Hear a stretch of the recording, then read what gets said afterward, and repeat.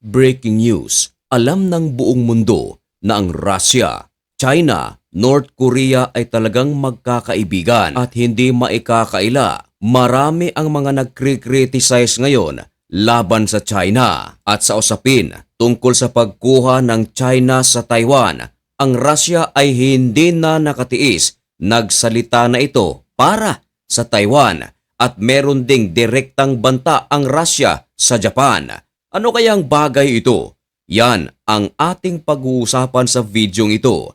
Pero bago ang lahat ay huwag kalimutang mag-subscribe. Samahan na rin ng like ang videong ito at i-click ang notification bell. Malaking bagay na po kasi yan para sa aming mga content creators.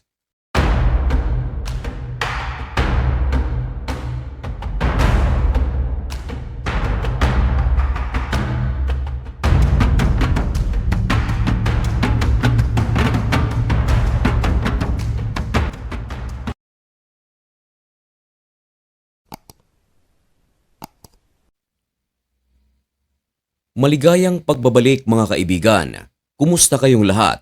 Ngayon ay December 29, 2025 at nagbabaga at napakabagong balita ang ating ihahatid sa inyo.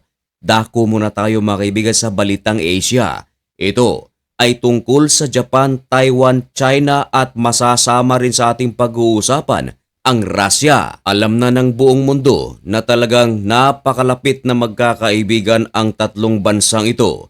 Ito ay ang Russia, China at ang North Korea. Habang nagkakaroon ng digmaan ang Russia at ang Ukraine, ito namang China mga kaibigan, meron ding isang napakainit na tensyon laban sa Japan.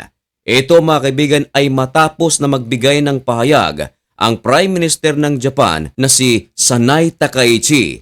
Tahasan kasing sinabi nito na hindi ito magdadalawang isip na ipadala ang kanilang puwersa sa Taiwan kung sakaling papasok na ang China upang kunin ito ng sapilitan. Sinabi kasi ng China na kukunin nila sa anumang paraan ang Taiwan sapagkat ang Taiwan daw ay hindi naman daw hiwalay sa China. Bahagi ito ng mainland China. Pero pumapalag ang Taiwan. Ayon sa Taiwan, hindi raw kailanman na magiging bahagi ng China ang kanilang bansa.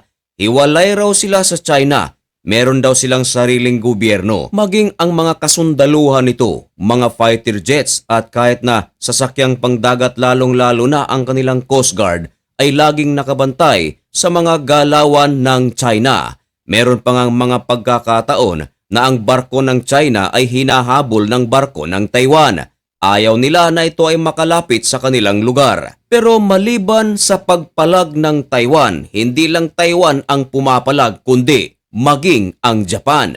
Kahit na hindi humihingi ng tulong ang Taiwan sa Japan, ay kusang tutulungan ng Japan ang Taiwan dahil sa reason na ang Taiwan ay pintuan para sa Japan. Meron kasing isla na malapit sa Taiwan na kontrolado ng Japan. At marami silang mga sandata na inilagay sa islang ito. At kung makuha ng China ang Taiwan at lagyan ng kanilang mga armas, mga missiles at iba pa, madaling maaatake ng China ang isla na kontrolado ng Japan na punong-puno naman ng mga armas nito. Yan ang dahilan kung bakit ang Taiwan kahit na hindi humihingi ng tulong sa Japan ay kusa itong tutulungan ng Japan.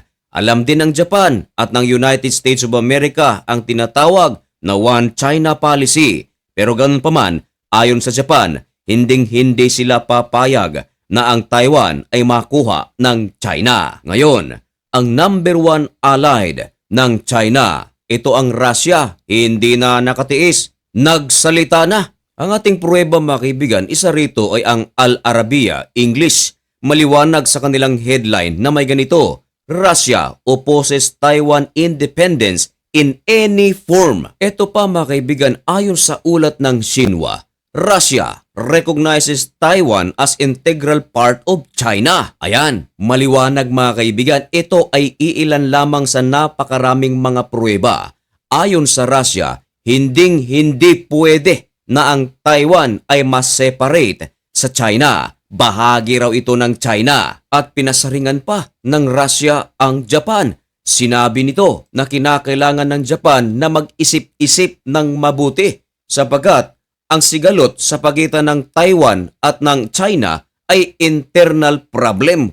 Hindi dapat makialam dito ang Japan maging ang United States of America dahil pinaniniwalaan ng Russia na ang Taiwan ay bahagi ng China. Matatandaan na nitong mga nakaraang araw kasamang lumipad ng fighter jets ng China ang bombers ng Russia at ito mga kaibigan ay lumipad malapit sa aerial territory ng Japan. Galit na galit dito ang Japan at dahil dito hindi nakapigil ang Japan at nagpalipad din ng kanilang mga fighter jets. Hinabol pa nga ang bombers ng Russia at ng China. Dagdag pa ng Russia mga kaibigan na hindi raw mali ang ginagawa ng Chinese forces at ng Russian forces sa kanilang pagpapatrolya. Ang kanilang pagpapatrolya ay pagtutulungan upang madepensahan ang kanilang pag-aari. Isa na riyan ay ang Taiwan ayon sa Russia. Hindi rin daw mali na kunin ng China ang Taiwan dahil siya naman daw talaga ang may-ari nito. Pero pumapalag ang Taiwan sa mga ginagawang aksyon ng China. Ayon kasi sa Taiwan, there is no such thing as return dahil hindi naman daw pag-aari ng China ang kanilang bansa. Lalaban daw sila kung ano ang mangyari. Hindi raw sila naghahanap ng gera.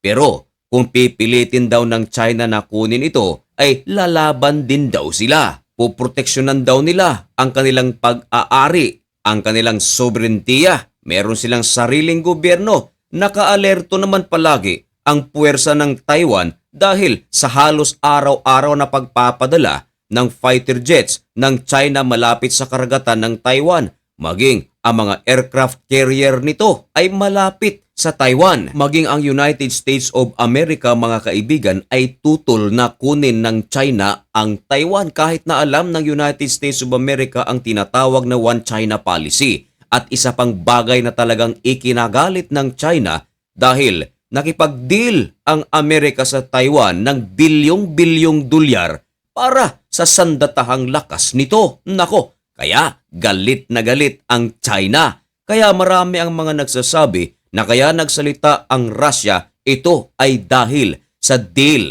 ng Amerika at ng Taiwan. Mga kaibigan, kung kayo ang tatanungin, karapat-dapat nga ba na maibalik ang Taiwan sa China o hindi dapat? Ipaalam ang inyong mga komento dyan sa comment section at malugod ko po iyang babasahin. At mga kaibigan, malapit nang magtapos ang taong ito. Sa lahat ng aking mga subscribers, silent viewers, bashers, advance Happy New Year po sa inyong lahat. May God bless you and thank you so much for watching. Goodbye!